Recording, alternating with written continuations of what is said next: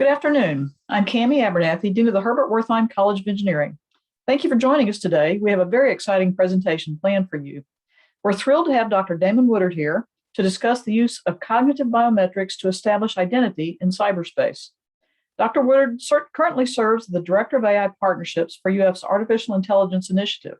He's an associate professor within the Electrical and Computer Engineering Department, where he is a member of the Florida Institute for Cybersecurity Research. He's an IEEE senior member, an ACM senior member, a National Academy of Science Kavli Frontiers Fellow, and a member of the Association for the Advancement of Artificial Intelligence.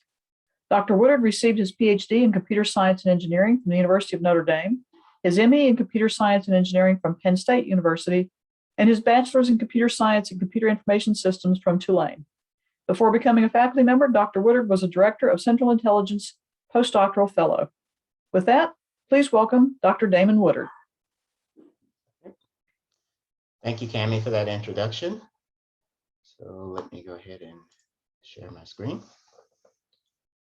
So just to give an outline of my presentation, I will start with some background information, motivations, a discussion of cognitive biometric identification via authorship attribution, our research contributions at University of Florida, and future research directions.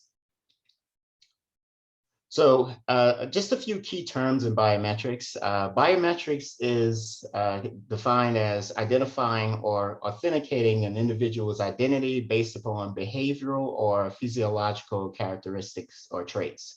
There's two problems typically in biometrics. The first one is identification or recognition, where you're asking who the person is.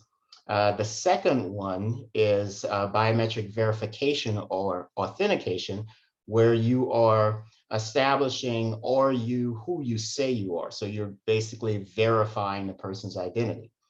And then there's also the problem of, oh, I'm sorry, didn't realize that, let me.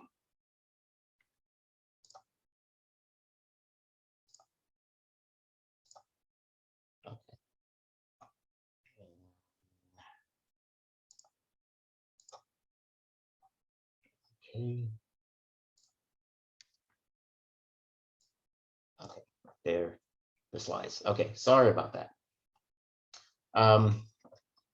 So the last problem is soft biometric classification, which is basically you don't have enough information to identify the person or verify the person's identity, but you do have enough information in order to classify that person into a particular group.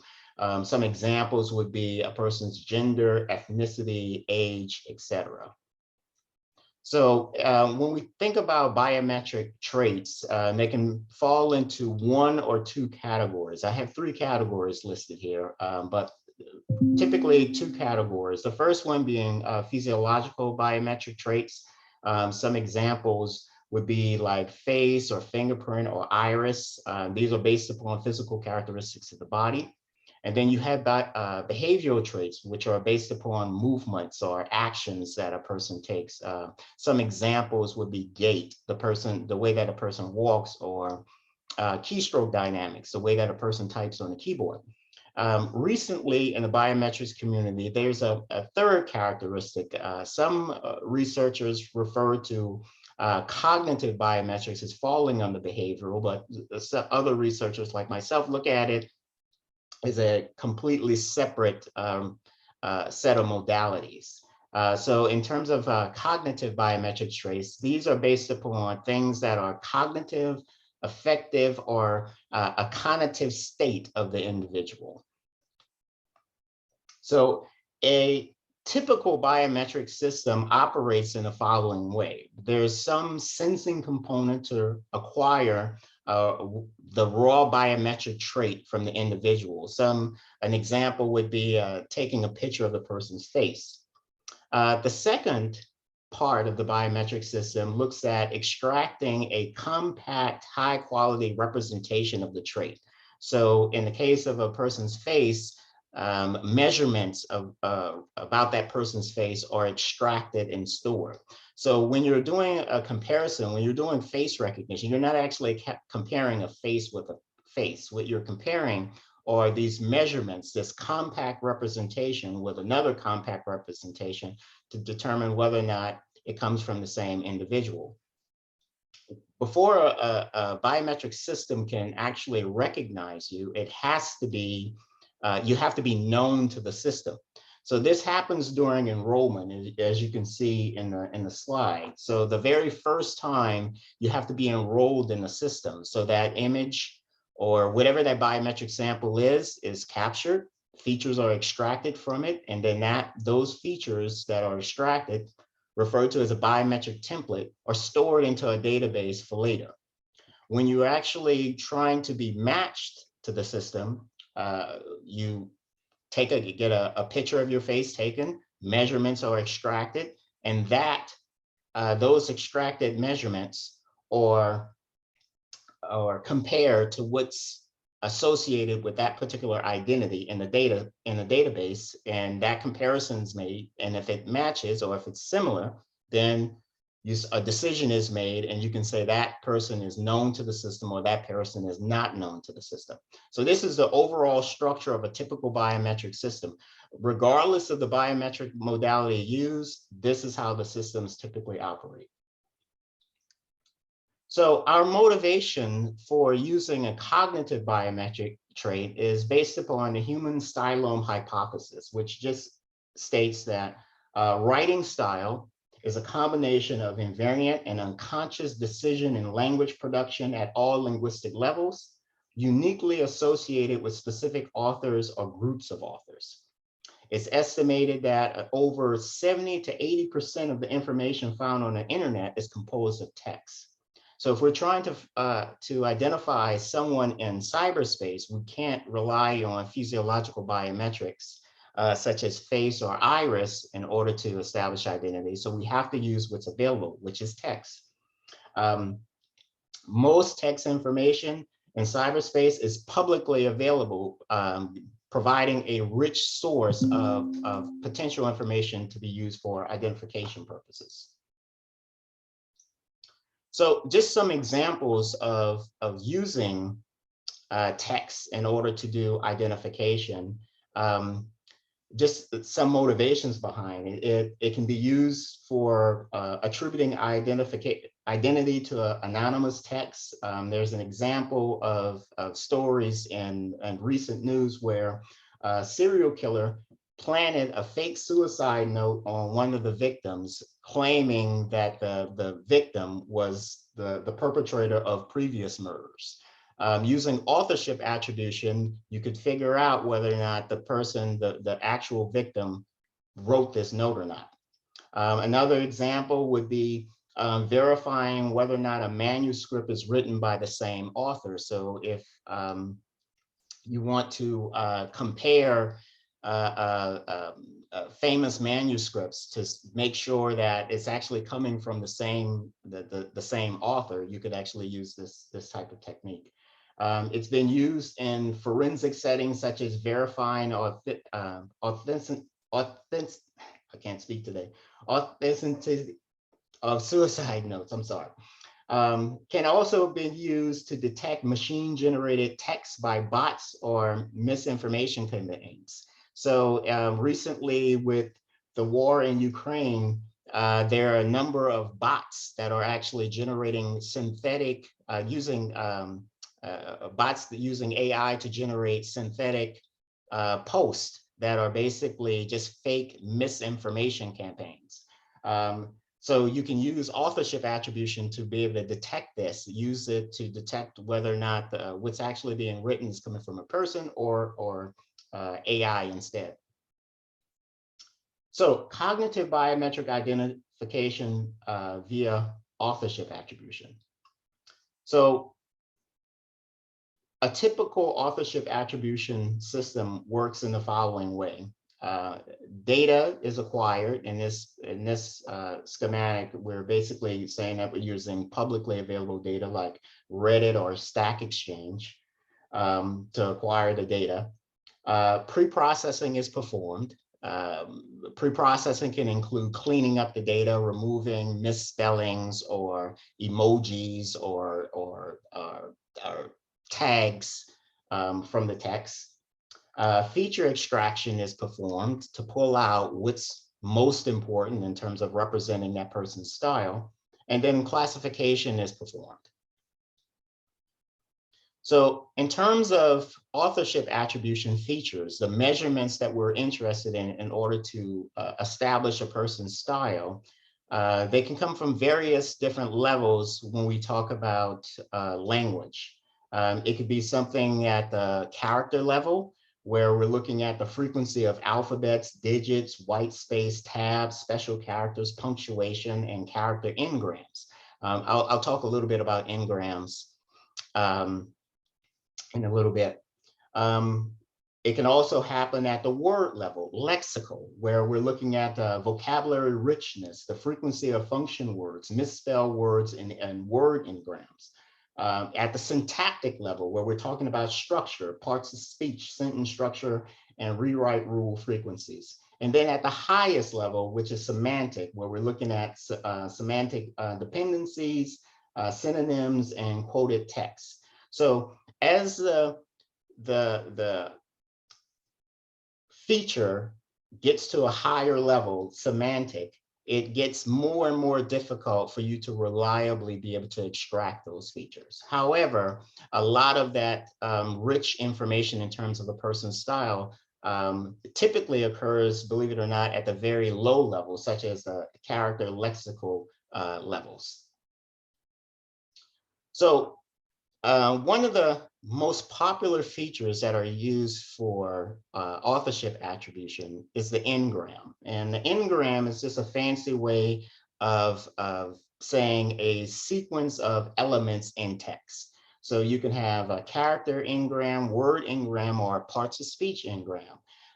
If n equals 1, you're basically just counting individual letters, words, or parts of speech. If n equals 2, you're looking at combinations. Like, so in this example, we have a sentence, the earth is spherical. If we want to look at engrams where n equals 2, the engrams would be the earth is spherical, would be the 2 grams. I'm sorry, bigrams. So when we're looking at engrams, n is typically between 2 and 5 in terms of using these as features to capture a person's style. So when we extract these as a signature from the text, all we're doing is basically counting the number of occurrences of this particular engram in text. The second most popular feature representation for authorship attribution is word embeddings. So we want to use artificial neural networks and deep learning in order to perform accurate authorship attribution. But unfortunately, these approaches can't work on text directly. So the text has to be converted into some numerical representation in order to be fed into a neural network to do authorship attribution. So what word embeddings allow is words with similar meaning to have similar representation in this numerical representation. So what happens is you take a word, and this word is then converted into a vector of numbers in this space. Words that are similar in meaning show up as closer together in this space, and words that have different meaning or show up as distant in this space. It also allows you to do vector arithmetic on these representations. So an example in the slide is if you take the numerical representation of king and you minus the numerical representation of man from it and add the numerical representation of woman, you get the numerical representation for queen. So it allows you to do arithmetic. One thing that should be noted here is that each word has a unique numerical representation. So for every single word that word has exactly one numerical representation that it maps to. And that's going to be important as I go on later in the presentation. So in terms of the methods that are typically used, in terms of those features that we extract, n-grams and word embeddings, there are three different approaches. The first approach is a profile-based approach. How this approach works is that all the texts from a particular author are used to create a profile of that author, and then features are extracted from that profile, those set of texts. In instance-based approaches, each one of the pieces of text is treated independently, and the features are extracted from each one of those individual pieces of text.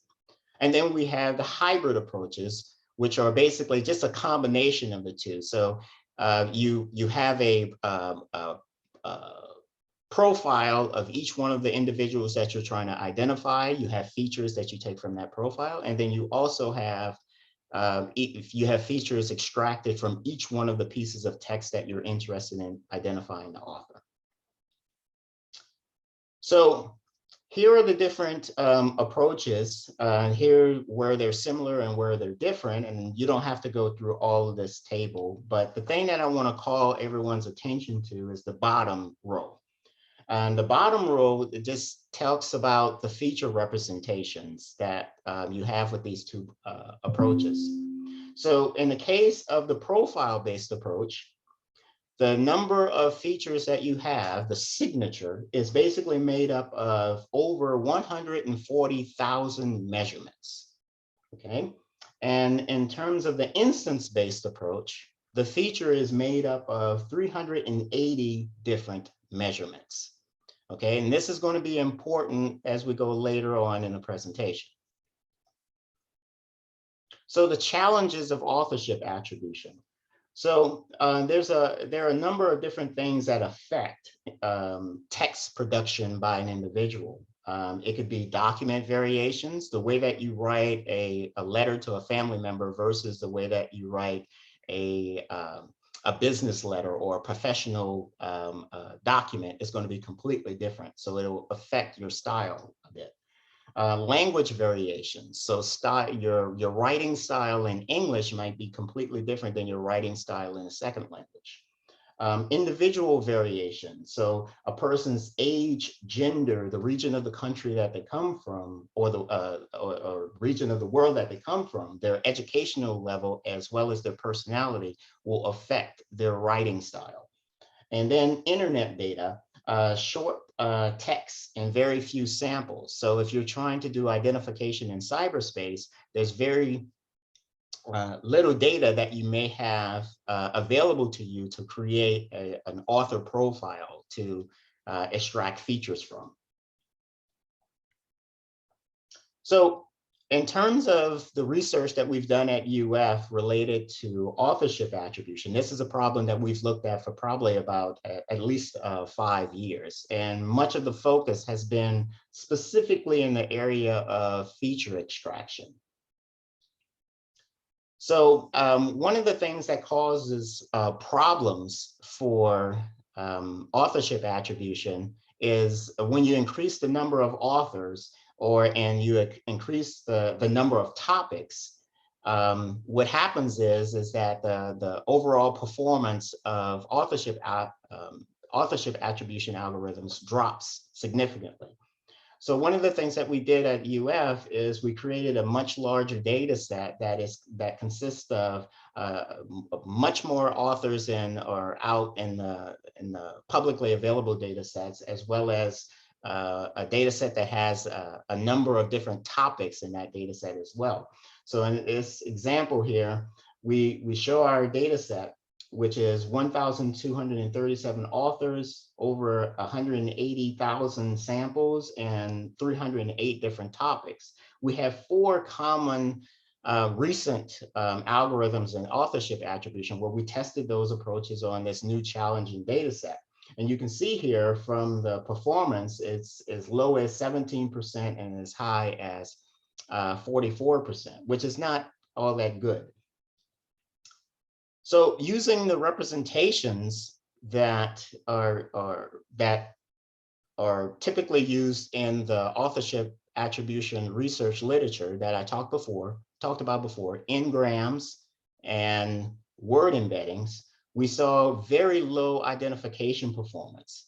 And using those feature representations, we found that what results is the biometric zoo classification. So this is something that's used quite a bit in biometrics to quantify a person's performance in terms of being identified by that particular biometric modality. So a person can be classified into one of these 4 different animals. The first one is sheep. Samples from the same individual match well with each other. And this is what we want every individual to be in terms of the feature representation for the system. We want everyone to be a sheep. The next classification is a goat. Goats are samples from the same individuals do not match well with that individual. So this causes a lot of problems. So we don't want anyone to be a goat. We also have lambs. These are samples from a particular individual, can be mimicked very, very easily. So this is basically saying that in regard to this feature representation, this person's style is not that unique, and this is bad. And finally, we have wolves, and this is basically saying that samples from an individual can be modified fairly easy to mimic those of another individual. So this is something else we don't want to happen. So this is mainly because the feature representation that is being used is inadequate for this particular application. So one of the things that my group has focused on is coming up with a better feature representation so that we can get much better performance in terms of authorship attribution. And the idea that we had was that interactions of elementary particles with the environment can provide insights into its identity. So for instance, the trajectory followed by an electron in a magnetic field, you can actually look at the trajectory and use that to kind of give you some information about the identity of that, that particular electron. So you can think of words in an embedding space as similar to an elementary particle in its environment. And by extension, you can think of a sentence as the trajectory followed by the electron in the magnetic field. So by analyzing the trajectory, the sentence of the particle, the word, we can reveal the identity of the author. So using this idea, a new feature representation was created that is called TRACE, which stands for Trajectory-Based Style Estimation. This particular feature representation is only 180 dimensions and also includes context information. So as I said previously, in the other approaches, you had a single word. Each word had a single representation. So what that does is it eliminates context, which is a bad thing. So context would be important, like say if you're considering the word bank, I'm going to put my money in the bank. It would be mapped to the same numerical representation for the word bank as if you said, I'm going to bank the airplane in this particular direction. So context is lost, which is bad. So using that more challenging data set and applying the new feature representation that's only 180 dimensions long to that new data set, we were able to improve performance from as low as 17%. Now that same performance using that data set is up to 95.72%. Using a much, much larger data set made up of 6 different data sets that had over 27,000 authors and 1.4 million text samples, we were able to get performance of nearly 90% using this new feature representation. So just a quick recap of the contributions of that particular approach is that this is the first context-aware style feature representation for authorship attribution. And the feature representation that's developed is 1 millionth to 1,000th the size of the previous representations. The result is a reduction in false positives, improved identification performance, especially in large-scale applications, and much faster computations compared to previous approaches. So, future research directions. So for the future work, there's three main directions that we're looking at: robustness, privacy, and explainability. In order to work on solutions that tackle these three individual problems, it's going to require a multidisciplinary approach, which basically combines artificial intelligence, linguistics, psychology, as well as law and policy. So from the robustness side, we want to take a look at using foreign languages for authorship attribution. So English accounts for about 60% of the content on the 10 million most popular websites. So you can see a pie chart that gives you an idea of the amounts of different languages used on the most popular websites. So we want to be able to do authorship attribution not only within English, but across dual languages. Also, we're looking at using authorship attribution in soft biometric applications. So one of the things that we're currently working on involves the use of text in order to do computational behavioral analytics in order to classify a person based upon psychology-based personality traits. So everyone is familiar with the big five personality traits: openness, conscientiousness, agreeableness, extroversion, and neuroticism. And we're currently looking at the dark triad of personality traits, which is psychopathy, narcissism, and Machiavellianism. So using text, we don't have enough information to identify that person, but we can classify that person in terms of personality traits. The second thing is privacy. So there may be some situations where you want to be able to protect the privacy of an author. So one of the things that we're starting to take a look at is authorship obfuscation. So authorship obfuscation is basically the inverse problem, where you're basically hiding you're trying to hide the authorship of a piece of text. So privacy may be a matter of life or death and in terms for those who speak out against the government, victims of various crimes, and those in witness protection programs. So it may be very beneficial to be able to hide the identity of a piece of text that a person is writing in those particular situations. And finally, explainability. So authorship attribution is becoming more popular in criminal justice applications. It's important that humans understand the decisions made by AI. So it's not enough to get accuracy of nearly 100% in terms of authorship attribution. Since these applications can have life or death consequences, it's also required that an explanation, a human interpretable explanation can be given to why the AI system actually made that decision and how it made that decision. So I just wanted to acknowledge my two graduate students who worked on these problems over the past few years. The first is Dr. Ronald Wilson, former student, now a postdoc, and Avante Bandakar, who both have worked on this problem extensively over the last 5 years. And with that, I will take questions.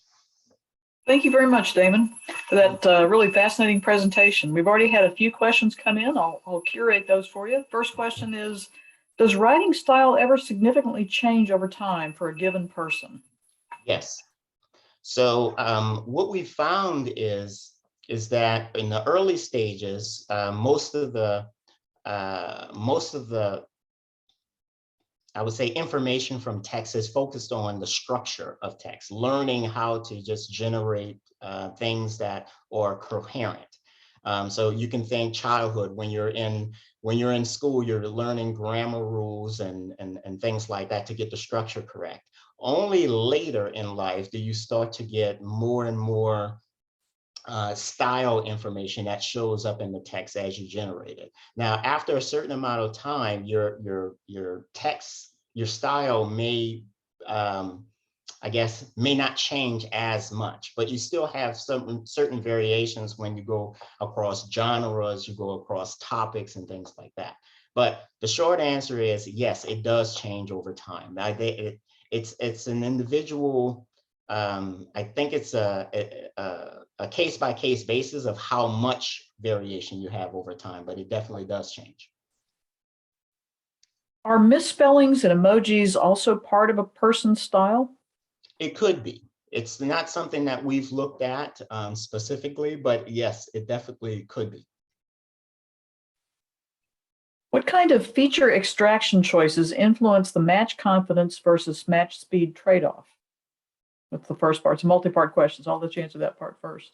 Okay, I'm sorry, say it. Could you repeat that? So what kind of feature extraction choices influence the match confidence versus match speed trade-off? Can models be trained to provide dynamic selection of confidence versus speed at the time of match evaluation, not just change thresholds? That's a good question. I think in terms of let's go with the first part, in terms of the choice of features and how does that affect the speed trade-off. At least right now, the features that I mentioned, the engrams and the word embeddings, this is what is considered the standard practice in authorship attribution. And I think at the time, no one was really concerned with the speed trade-off part. It was just getting the features that have proven in other research to be effective in terms of representing style. Those low performance numbers were obtained using our much more challenging data set. But those same feature representations have worked extremely well on a lot less challenging data sets. So the second part of the question was? Can models be trained to provide dynamic selection of confidence versus speed at the time of match evaluation, not just change thresholds? I'm sure that it could be. It's not an approach that has been taken because it hasn't been that big of a concern at this point in terms of the speed. It's something that when people think about authorship attribution and in terms of previous applications, the candidate set of authors has been relatively small, maybe less than 100 to a few hundred. It's now lately that people are starting to look at and consider larger scale applications where feature representation, the size of the feature representation makes a difference for those types of applications. It's from Jack Michalski, longtime faculty member in materials. I've read that writing style reflects personality. By changing writing style, people are able to change personality. Are you able to place time of writing into your process of identification? No, not yet. Not time of writing, no. It's an interesting one. Rob Goldberg asks, I once heard that Shakespeare may not have authored all of his works. Could these approaches either confirm or refute this hypothesis? Yes, we think that it possibly could. Now, I will have to say that if you're dealing with large quantities of text, these approaches typically work a whole lot better.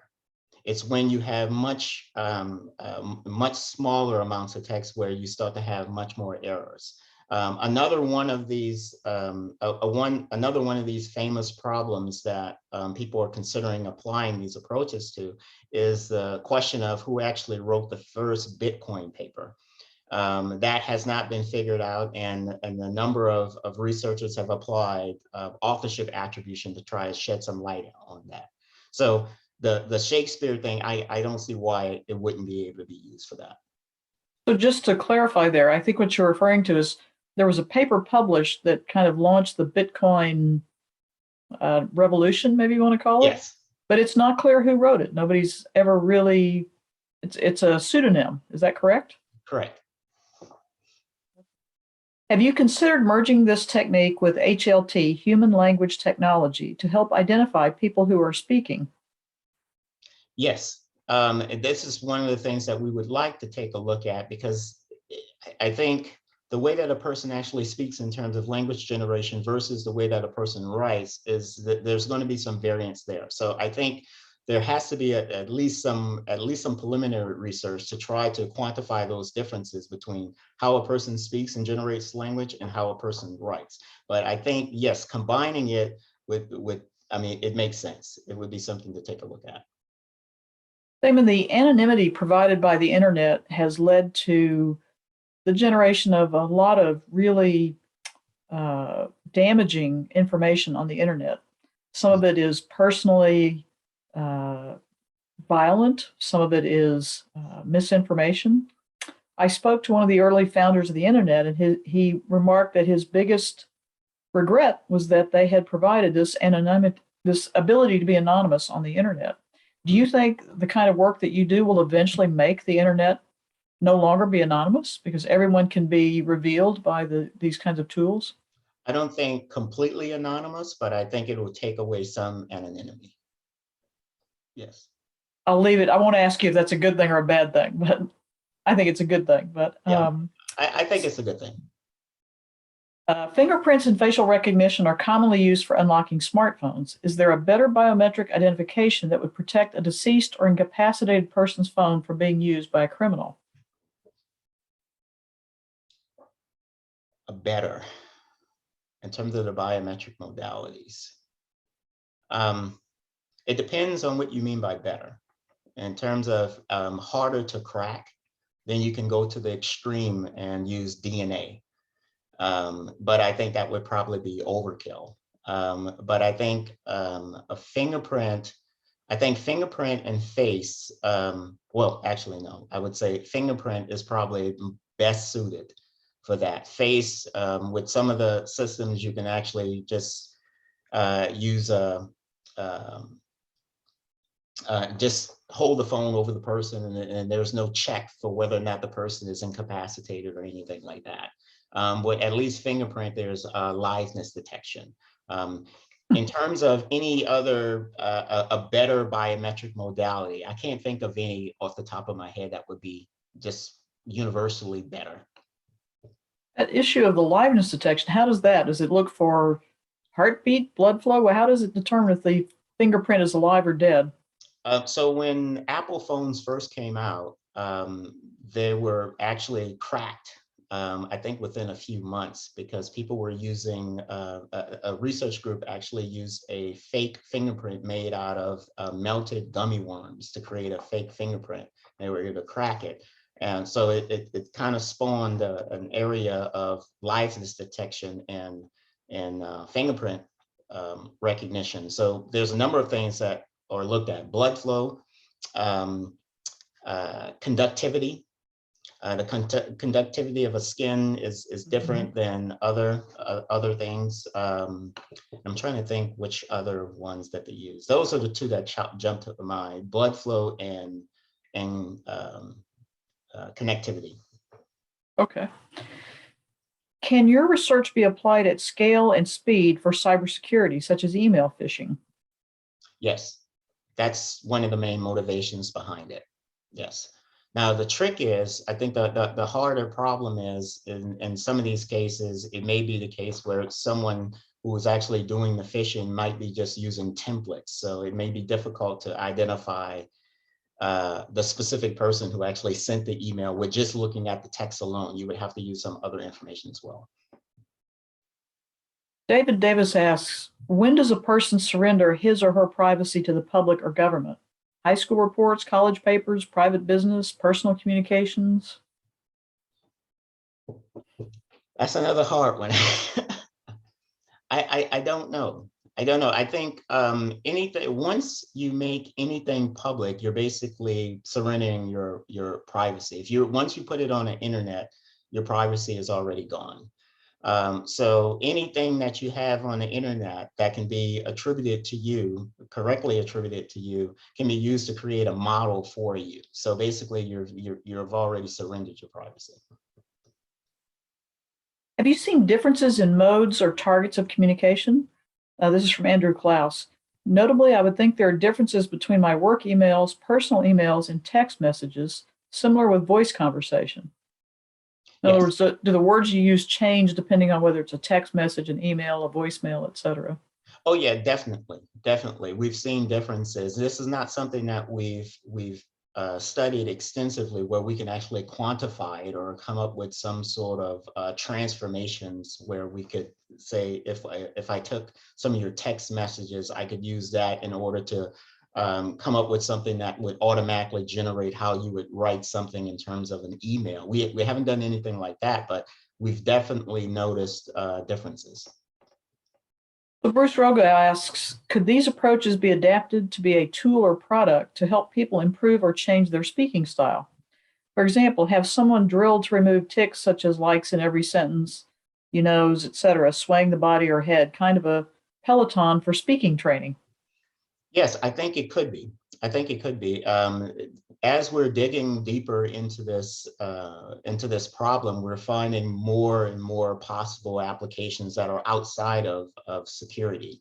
If you're able to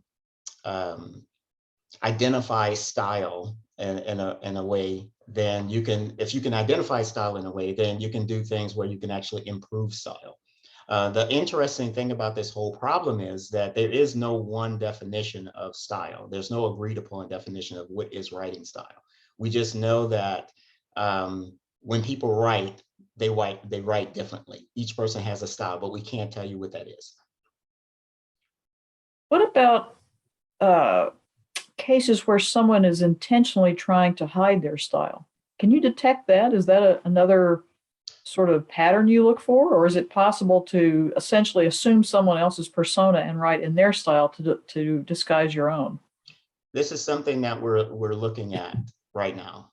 That one of the things that in the approaches that we've used so far, these approaches are discriminative approaches. So basically, we're just trying to classify whether or not a person is this style or that style.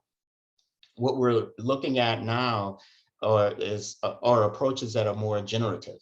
So instead of trying to discriminate, we're trying to have a better understanding of how text is generated, how style is generated. So if we can understand that, if we can model that, then yes, we could come up with something theoretically where we could feed it text from, say, you, Cami, and then manipulate it in such a way where it'll generate text with the same meaning that looks like it was written by someone else. That's interesting. This is very similar to the next question. Another question from Andrew Klaus. Efforts at obfuscation. And do you see that as the next sort of encryption to combat this type of identification like Signal has for text messages? So if so, are we going to get into an arms race of ID versus obfuscation, and who has the tools for each, and who's going to win in that particular battle? Yeah, it's going to be an arms race, definitely, and it's something that a number of companies and I would say research organizations are currently looking at. It's a very, very, very interesting problem. Do you see big platform providers like Twitter and Facebook adopting these kinds of technologies in an attempt to try to discern motivation? There's been a lot of discussion about people utilizing different personas to present certain types of opinions as fact or what have you. Do you think they'll be incorporating more of these kinds of technologies in an attempt to try to combat some of the misinformation? I could see that. I mean, right now we're in the very early stages. There are a number of researchers out there that are looking at trying to extract much higher level information from text. I mean, we're starting with the psychological information, but extracting things like deception and intent and things like that. These are other problems that researchers are looking at. So I think it's only a matter of time before enough progress is made where the bigger companies are going to want to utilize this technology for their platforms. So look into your crystal ball for a minute, Damon. Fast forward 10 years. Mm-hmm. Tell me what this whole field looks like. What are the capabilities and both pros and cons? I would say Probably in the next 10 years, we'll have a much better understanding of what style is, and then we'll be able to do, I think accuracy will go up. I think at the same time, though, I think more people will be much more conscious about what they write and how they write and on the internet. So it's going to be an arms race where both sides are trying to go at it. I think it'll get to the point possibly where people will write in such a way to be very, very basic and do as much as they can intentionally to hide style. Mhm. I think using this, using a text as a source of data in order to get much higher levels of information like intent, deception, to do other things in terms of predict actions before the person actually takes those actions based upon the text that they're putting out. I mean, these are all things that are being talked about and considered. Right now, the technology is just not there yet, but it's moving pretty quickly. Well, on a sort of a related note, this is again from Andrew Klaus. Can you talk briefly about the computational power that is required for both the learning and identification, and what level of organization infrastructure is needed to do things like this? Do you need an NVIDIA supercomputer, for example? For the language models, yes. So let me go ahead and explain that a bit. So for the features that I mentioned, the n-gram features, those are fairly easy to compute and extract. So you don't really need too much computing power for something like that. If you wanted to go with something that is more generative, where you actually want to generate language, what you need is a natural language processing, a language model. And language models are deep learning neural networks that have tens of billions, sometimes hundreds of billions of parameters. There is no way that you can do that unless you have something on the scale of Hypergate.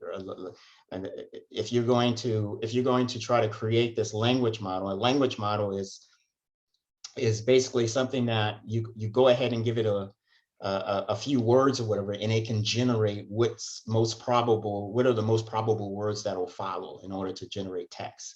You need serious computing power to do something like that. Anytime you're doing something that is more generative, it's going to require that much power. Do you think there'll ever come a time when these systems are so sophisticated that you might have an app on your phone that could interpret messages for you? So almost like a spam filter, sort of the way Google does, but maybe on a smaller scale. Do you think they'll ever get to that level of sophistication? Possibly, but it would probably be something that would have to change in the algorithms that are being used, as well as the underlying hardware executing those algorithms. But yes, I can see that being possible. Actually, doing the detection and the classification is a lot less labor intensive than the actual generation part of things. So Joshua Peoples asks if there are any plans to share the data set or subset of the data set that you all curated for the community to use. Yes. So that data is going to be publicly available. We actually have a couple of papers that are under review, and as part of that, we're releasing that data set. This question comes from Ethan Wilson. Style transfer in images has gotten to the point where iconic painting styles can be applied on arbitrary images. How far away do you think we are from swapping styles in text while keeping the content the same? It would be interesting to reread something like The Lord of the Rings in Shakespearean style. Now that's creative. That would be an interesting. That's very creative. I don't think we're far from that at all. I don't think we're far from that at all. It's not a problem that has been looked at, I think, enough, but now people are starting to consider this as a potential problem, the actual style transfer. I've seen comedians do this in the past for different types of movies, but I've never seen it done as a system to take an entire body of work and convert it into a different style. That would be really interesting. You could refresh everything from Beowulf to Henry V. Mm-hmm. Andrew Klaus says, thank you for all of your answers and information. Very informative. Obviously a fascinating subject. Bruce Rogan again, are you aware of any newspapers or magazines using these systems to assure that what reporters write matches the style, editorial guidelines, such as conveying both sides of an issue and guardrails of the publication? No, I'm not aware of any systems that do that now. I think mainly the stuff that I've seen as it relates to authorship attribution has been more focused on the plagiarism aspect of it. Just to, not only check whether or not something was plagiarized, but things that don't match up word for word, if they actually, if the, how can I say it? Well, no, I'm not going to talk about that case. But anyway, mainly the work has been focused on plagiarism and not necessarily, whether or not it follows some particular guidelines. But I can't see why it couldn't be adapted for that particular application. For those of you in our audience, you may notice that sometimes Damon's answers are very short. That's because some of his work is actually sensitive and he's not allowed to discuss it publicly. So yes. Thank you for going as far as you can and explaining this to us. So you may have already sort of touched on this a little bit, but it's not a very far step to get from understanding someone's style and associating it with a particular individual and fabricating messages in that person's style and passing them off as being from that individual. Is that something that the community is concerned about? Are there safeguards against that? The community is concerned about it, but there's no safeguards that I can think of. So what would happen is that you would just try to have as good authorship attribution performance as possible. But again, it just comes down to an arms race. It's something that someone is concerned about, that individuals are concerned about, but I don't think there's a lot that can be done, at least not at this point. This is one of the biggest threats of these kinds of technologies, where it's deep fakes, and whether it's images or video or text. How are we ever going forward, ensure attribution when there's so much ability to generate really authentic seeming fakes? Yeah, I think what it's going to boil down to is we're going to have to be very vigilant in terms of what we're intaking before we make a decision. We have to really think about it, because like you said, the fakes are getting really, really, really good. And this is not certain technology. This is not like other biometrics, like DNA, where it's almost irrefutable. Okay, this is something that can just be used as a tool in combination with something else. I don't think a decision should be made solely based upon what you get from, say, authorship attribution technology. So I think that's the best defense. I do have a question about this use of DNA, for example. So you have a digitized file representing your DNA. If someone steals that digitized file, then it's no longer possible to uniquely authenticate someone based on their DNA. Is that correct?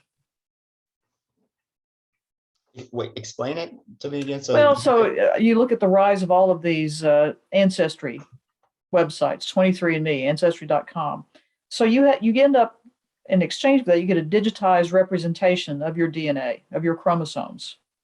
If someone steals that file, then is it true that you can no longer use DNA as a unique authenticator for yourself, because someone else could use that same digital file? And if someone is using a digital file in terms of when they're actually doing the DNA match, so are you saying that the person steals your file and then replaces what's in that file with whatever they want to replace it with? Well, they take your file and then go use it to authenticate themselves on a different platform, claiming to be you. Well, it would probably, what it would boil down to is what's actually being compared. Like I mentioned, in terms of enrollment, where you take your biometric and that's enrolled and it's stored into some database. We would just assume that that file, that database is protected. If you have multiple instances of that file in different places, I think it would be fairly easy to detect if they disagreed in different places. But we would, I guess we would assume that just because the person stole it in one place, they wouldn't be able to steal it in every place. But I guess when authentication is done, some physical data set gets turned into a digital file for comparison, right? Correct. So that's what I'm saying. If somebody has a copy of that digital file, whether it's your DNA, your retinal scans, what have you, they could feed that digital file, bypassing the sensor, and therefore inappropriately access information as you. What you described is what they call in biometrics a replay attack. Yes. And there are a number of different ways for different modalities. There are different ways to detect a replay attack. So the biggest one, now DNA is a little bit more complicated because DNA, it is what it is and it doesn't change. So to answer your question, your specific question about DNA, yes, you're exactly right. You're in trouble because you can't reset your DNA. In situations where it would be, say, face or fingerprint, if you stole the file from the system and then try to use that system by presenting the exact file that you stole, because the match is identical, that is the first cue to a replay attack. Biometrics are never going to be, you're never going to have an exact match of two images. Even if you took the images a second behind each other, there's still going to be some difference, some noise. So in that sense, DNA is not a good authentication method. In that particular case, yeah. Given that particular kind of fascinating. Well, Damon, I think we've about reached the end of our time here today. I just want to say thank you so much. It was a really fascinating presentation.